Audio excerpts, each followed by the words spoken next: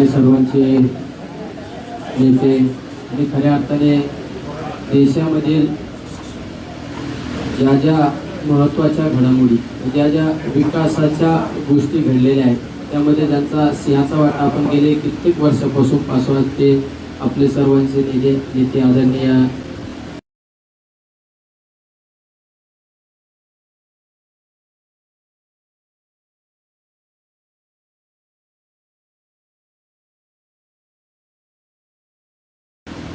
पवार साहेब त्यांनी आता आपल्याला संबोधित केलं. असे आमचे नेते आदरणीय जयंत पाटील साहेब संसद तत्वाने काम कसं करावं असं त्यांनी लोकसभेमध्ये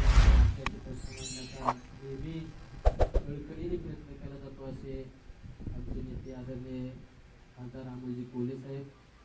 दुसरे आमचे नेते आदरणीय राष्ट्रवादी पक्षाचे आम्हाला नेहमी वडीलकीचं मार्गदर्शन करणारे आमचे अंकितात्या, आमचे दुसरे बंधू पण म्हणू शकतो आणि वडीलकीचा नात्याने मला नेहमी थोडा दम सुद्धा देणारे आदरणीय प्रताप काका, भाषण करणारे आदरणीय अंकितात्या, आमचे दुसरे बंधू पण म्हणू शकतो आणि वडीलकीच्या नात्याने मला नेहमी थोडा दम सुद्धा देणारे आदरणीय प्रताप काका ढाकणे, आमचे सहकारी मित्र श्रीगोंदा तालुक्याचे माजी आमदार राहुल दादा जगताप, दुसरे आमचे ठिकाणी विजेचा प्रश्न समजून घेऊन त्या ठिकाणी ट्रान्सपोर्ट देणारा आमचा एक दुसरा नेता म्हणून आम्ही त्यांच्याकडे पाहतो असे प्राजक्तदादा कणपुरे आणि सर्वच आमच्या नगर जिल्ह्यातून आलेले सर्वच नेते मंडळी.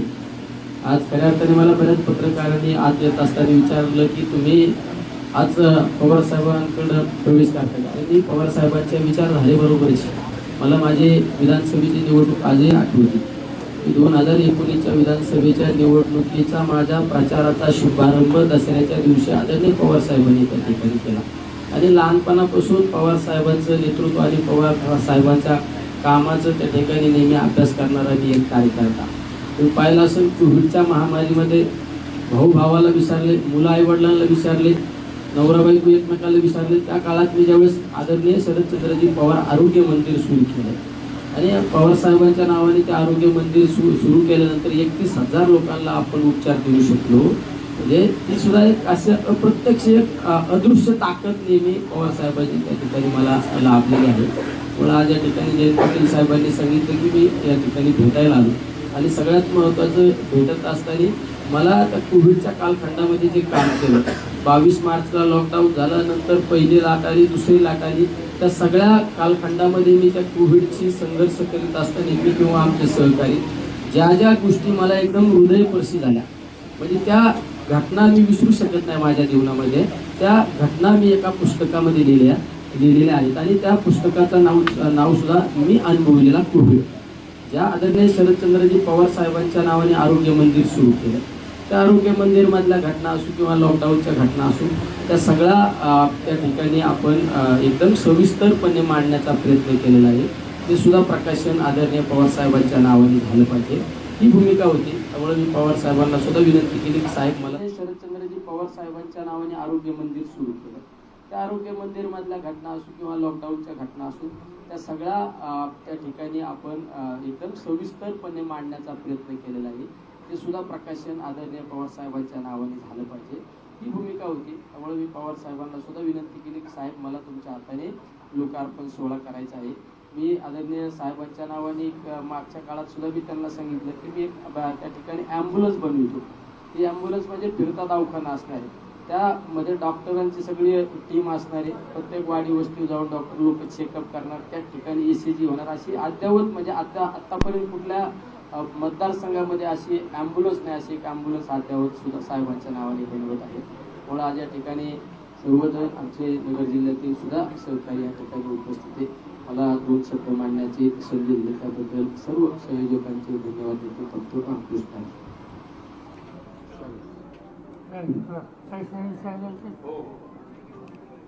तुम्ही म्हटला की पवार साहेबांच्या विचारधारेबरोबर तुम्ही आधी होता, आता आज पुढे राहणार आहात. विचारधारेबरोबर आज पक्षात राहणार आहात का? विचारधारा आणि पक्ष एकच आहे ना. साहेबांचं नेतृत्व आम्ही कधी सोडलं नाही ना. तुम्ही पहा तालुक्यात राज्यात काही जरी चित्र स्पष्ट झालं असं माझ्या सगळ्या पोस्ट पहा आतापर्यंतच्या, माझ्या आता पण कार्यालयात जाऊन पहा, आदरणीय पवारसाहेबांचा फोटो त्या ठिकाणी आहे ना. कारण पवारसाहेब हे आमच्या हृदयात आहे ना, ही जागा तुम्ही घेऊ शकत नाही. खासदारकीच्या मोहापोटी साहेबांसोबत जात आहात, खासदारकीच्या मोहापोटी साहेबांसोबत जात आहात अशी टीका अजितदादांनी तुमच्यावरती केली आहे. खासदारकीची आणि कुठल्या निवडणुकीची साहेबांची माझी आतापर्यंत चर्चा नाही केली. म्हणजे आम्ही कुठल्या आज पण साहेबांच्या विचारधारेबरोबर आहे, उद्या पण विचार बहुजन समाजाचे सर्वसामान्य लोकांना घेऊन चालणारा जो नेता आहे नेत्याची विचारधारा बरोबर आहेच ना.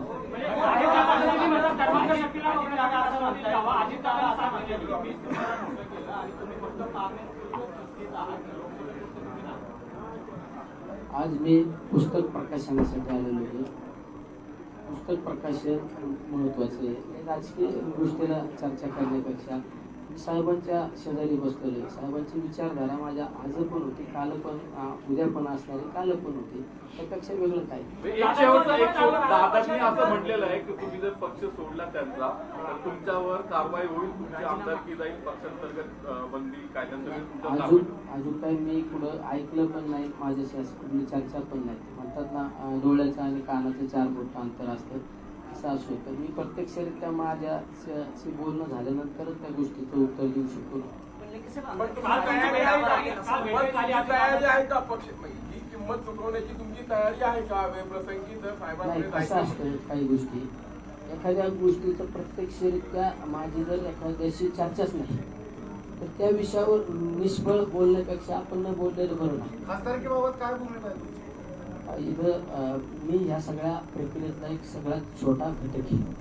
या ठिकाणी सगळे नेते मंडळी बसलेले आहेत. त्यामुळं नेते असल्यानंतर एखाद्या कार्यकर्त्यांनी ती सुसंस्कृतपणा पाळायचा असतो, त्याच्यामुळे मी त्या गोष्टी न बोललेलं बरं. संभाजी महानाट्य घेऊन खासदार अमोल कोल्हे तुमच्याकडे आले होते, त्यावेळेस काही बोलणी झाली का? त्यावेळेस अमोल कोल्हेंनी गळ टाकलं तुम्हाला? शिवपुत्र संभाजी महाराजांचे महानाट्य हे आमचं गेले कित्येक दिवसापासून आमचं चाललं होतं की मला माझ्या मतदारसंघामध्ये महानाट्य ठेवायचं. कधी कधी त्यांच्या तारखा ॲडजस्ट होत नव्हता आणि त्यांचे आणि आमचे, तुम्ही जरा मागचा इतिहास पाहिला 2019च्या आधीचा, आम्ही एकत्रच होतो. आमचे एक वेगळे संबंध आहे, एकदम भावासारखे संबंध आहे. नेहमी अधिकाराने एकमेकाला त्या ठिकाणी आम्ही अधिकारवाणी सांगण्याचं काम करतो.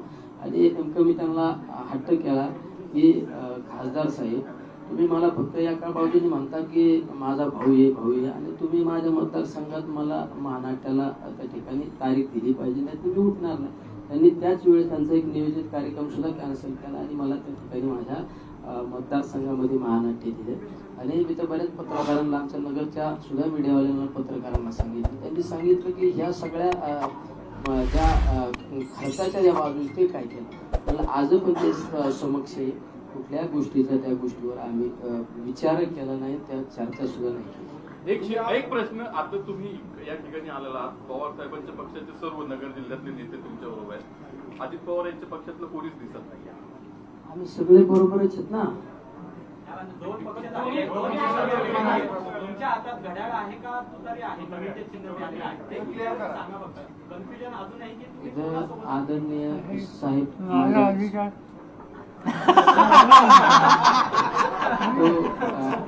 या आमच्या आपल्या सर्वांचे सर्व आदरणीय साहेब आहेत. मग साहेब सांगतील तो आदेश ना. साहेबांनी साहेबांच्या मंचावर दिसतील ना? लढणार का? फक्त साहेबांच्या मंचावरच दिसतील का? इथं एवढं साहेबांच्या मंचावरून दुसऱ्या मंचावर जाणं सोपे.